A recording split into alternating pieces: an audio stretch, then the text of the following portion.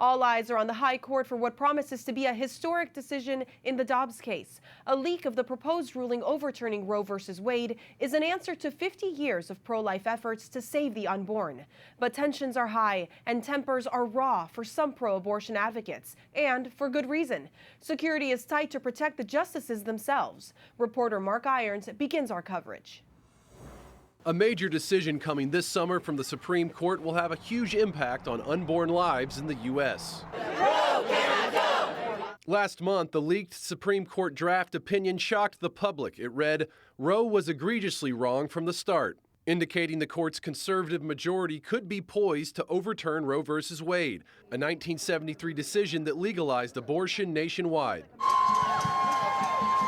The leak sparked protest in support of and opposition to abortion around the country and outside the court. With a decision expected soon, these barriers have been placed around the Supreme Court for added security. And around the country, states remain divided over abortion. We will have several states protecting unborn children, several that will say abortion is allowed for any reason for all 9 months of pregnancy.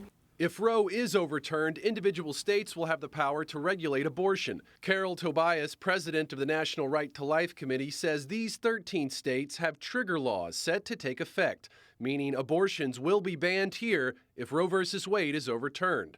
At the same time, other states have passed measures to secure abortion access.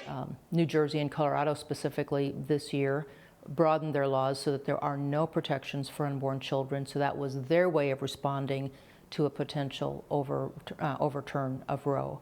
Tobias says the energy in state legislatures has increased since the Supreme Court leak. In late May, Oklahoma's Republican governor signed one of the most pro-life bills in the country, the law prohibiting all abortions with few exceptions. As Republicans seek to control and criminalize women's reproductive health freedoms, Democrats are fighting to enshrine Roe v. Wade into law.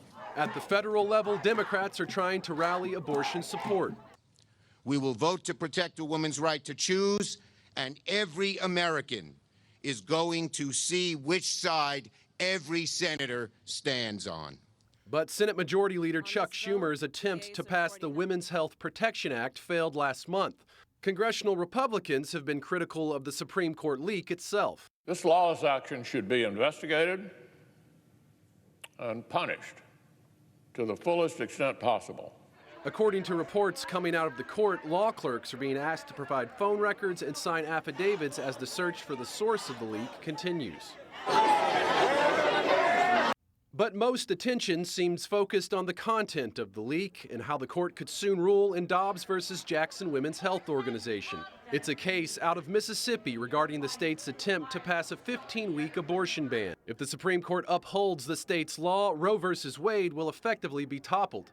And when Dobbs was first argued before the Supreme Court back in December, pro-life advocates from Mississippi were thrilled about that possibility. Mississippi, a state people often refer to as 50th place for so many metrics, but first place for defending life. And so I think it's a perfect David to go up against the abortion Goliath. Mark Irons, EWTN News in Depth.